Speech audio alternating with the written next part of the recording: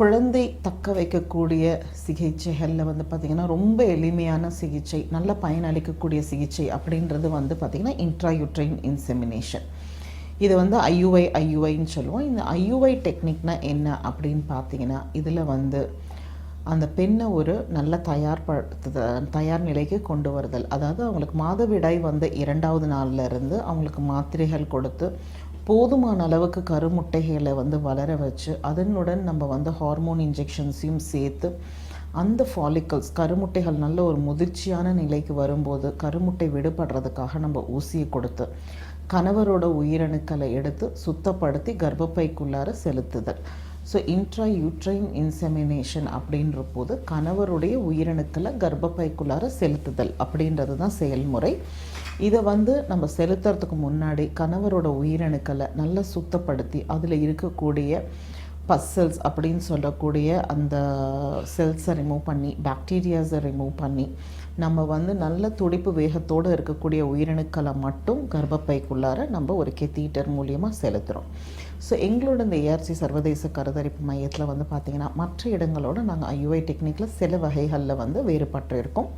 நாங்கள் யூஸ் பண்ணக்கூடிய மருந்துகள், அடுத்து வந்து நாங்கள் பண்ணக்கூடிய டபுள் இன்செமினேஷன் டெக்னிக், அதுக்கப்புறம் வந்து இவங்களுக்கு எப்படி வந்து நாங்கள் இந்த செமெனை வந்து இன்ஜெக்ட் பண்ணுறோம் அப்படின்ற டெக்னிக். இப்போ நிறைய இடங்களில் வந்து பார்த்திங்கன்னா வெறும் எம்ப்ரியோ ட்ரான்ஸ்ஃபர் டெஸ்ட் பேபி ட்ரீட்மெண்ட்டில் தான் வந்து கருவை கொண்டு போய் எப்படி வைக்கிறாங்க அப்படின்றத வந்து ஸ்கேன் கைடடாக பண்ணுவாங்க. பட் எங்களோட ஏஆர்சி சர்வதேச கருத்தரிப்பு மையத்தை பொறுத்த வரைக்கும் இந்த ஐயுஐ டெக்னிக்கை கூட நாங்கள் வந்து அல்ட்ராசவுண்ட் கைடடாக நாங்கள் பண்ணிட்டு வரோம். ஸோ இந்த மாதிரி நாங்கள் வந்து சில மாறுபாடுகளை பண்ணதால் எங்களோட ஐயுஐ டெக்னிக் வந்து பார்த்திங்கன்னா ரொம்ப வந்து வெற்றி வாய்ப்பு கொடுத்துட்ருக்கு. ஒரு சில தம்பதியினருக்கு வந்து பார்த்திங்கன்னா 50% வரைக்கும் எங்களுக்கு வெற்றி வாய்ப்பு வந்துட்டுருக்குது.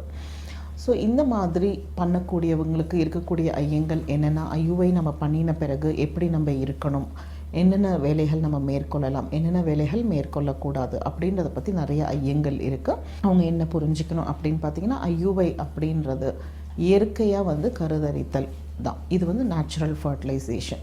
இது வந்து இயற்கையாக அவங்களுக்கு உற்பத்தி ஆகக்கூடிய கருமுட்டைகளை வந்து நம்ம உயிரணுக்களோடு சேர்த்து கருவாக மாற்றுறோம். ஸோ அவங்க வந்து இதுக்காக எந்த ஒரு அதிகமான வந்து ரெஸ்ட்டோ இல்லை ரெஸ்ட்ரிக்டட் ஆக்டிவிட்டியோ இருக்கணுன்ற அவசியம் இல்லை. ஐயுஐ சிகிச்சை மேற்கொண்டு அவங்க வந்து அவங்களுடைய செயல்முறைகளை நார்மலாக என்றைக்கும் இருக்கிறது மாதிரி அவங்க செய்யலாம். ஆனால் ஒரே ஒரு இது, அவங்களுக்கு ஃபாலிக்கல் ரப்சராகி 2வது முறை ஐயுஐ முடிஞ்ச பிறகு 3 நாட்களாவது கணவருடைய நாங்கள் இயற்கை தாம்பத்தியம் மேற்கொள்ள சொல்லுவோம்.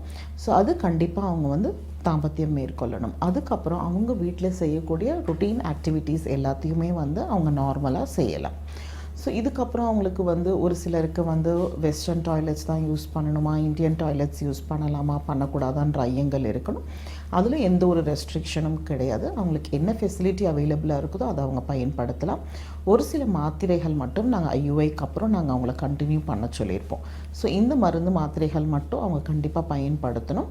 அண்ட் அவங்களுக்கு வந்து நாள் தள்ளி போச்சுதுன்னா கண்டிப்பாக ஒரு ப்ரெக்னன்சி டெஸ்ட் எடுத்துகிட்டு உடனே வந்து பாசிட்டிவாக இருந்தாலும் சரி நெகட்டிவாக இருந்தாலும் சரி எங்களை அப்ரோச் பண்ணணும். ஸோ ரொம்ப நம்மளுக்கு முக்கியம் என்ன அப்படின்னு பார்த்தீங்கன்னா பேஷண்ட் கவுன்சிலிங். அவங்களுக்கு வந்து இந்த டெக்னிக்னால் என்ன, இதில் வந்து பார்த்திங்கன்னா வெற்றி வாய்ப்பு அந்தந்த தம்பதியினருக்கு தகுந்தாப்பில் மாறுபடும். ஸோ அவங்களுக்கு வந்து ஐயுஐயில் அவங்க எந்த அளவுக்கு வெற்றி வாய்ப்பு எதிர்பார்க்கலாம், எந்த மாதிரி அவங்க வந்து உணவு மேற்கொள்ளணும், என்னென்னலாம் செய்யலாம், என்னென்னலாம் செய்யக்கூடாது அப்படின்னு சின்ன சின்ன அறிவுரைகள் வந்து நம்ம கொடுக்கறதுனாலையும், நம்ம சில மாறுபாடுகள் அவங்களுடைய டெக்னிக்கல் ப்ரொசீஜர்ஸில் நம்ம பண்ணுறதுனாலையும் நம்மளால் வந்து 100ல் ஒரு 30-40% மாணவங்களை இயற்கை கருதரித்தல் மூலிமா வந்து கருதரிக்க வைக்க முடியும். மீதி ஒரு 40% மாணவங்களை வந்து ஐயுஐ டெக்னிக் மூலிமா கருதரிக்க வைக்க முடியும்.